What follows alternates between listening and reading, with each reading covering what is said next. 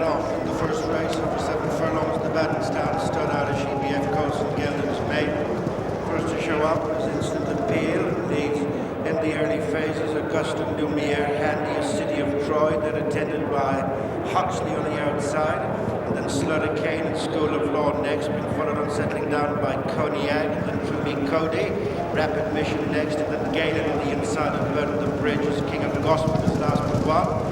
Back marker continuing on towards the halfway stage is Bada Bing. Not much between three, Instant Appeal, joined by City of Troy, and right with them is Huxley, and then in front of Augustin Lumiere, and then Slaughter Kane on their track. Across to the final 3 furlongs by School of Law, and then Truly Cody, Rapid Mission and Galen, and then Cognac, and Burton the Bridges, and continuing out the back is Bada Bing.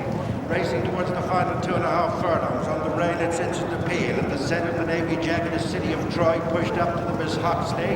Couple of lengths in front of Galen, who stays on ahead of Slaughter Kane. Waiting is Augustin Lumiere, and then School of Law.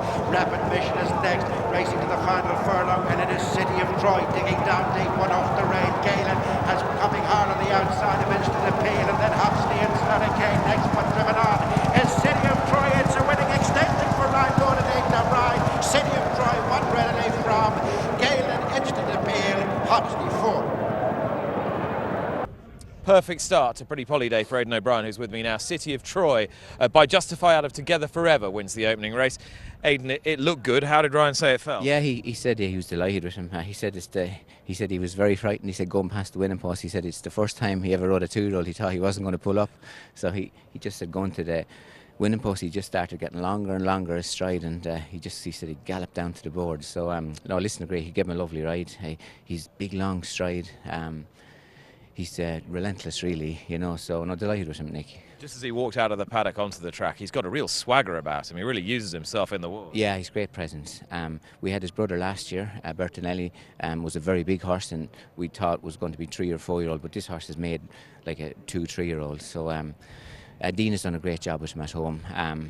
He's strong and he's powerful, and he's a massive stride, and he does a great job keeping him relaxed, and no, delighted really, Nick. But you talk about size. Is this what you like to see, a sort of more medium-sized athlete, really? Yeah, he's a medium-sized horse with a giant stride, if you know what I mean. He's very unusual. His stride is kind of twice the length of his body, which is very unusual. If you look at him starting to extend, going inside the furlong marker and going to the winning post, his stride just gets longer and longer and longer. Very rare, really.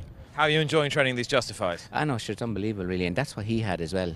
His stride was so long, it made him very different. So, and that's what they have as well, and that's why the big ones just take a little bit of time, because their stride is so big. You have to give them a little bit of time, but like when you're straight back to a medium-sized horse, you can see what they can do. So, no, they're very exciting, really. And matching well on these staying turf mares? Oh, absolutely, yeah. And they're very good movers, and obviously Justified had speed as well as stamina, and he's matching great with the European mares, exactly. And do you think this horse is forward enough and ready enough now to go into something really deep? Could you put him right into the top level next? Yeah, I asked Ryan that, and he said you can go anywhere you want. He said you can go as far as you want.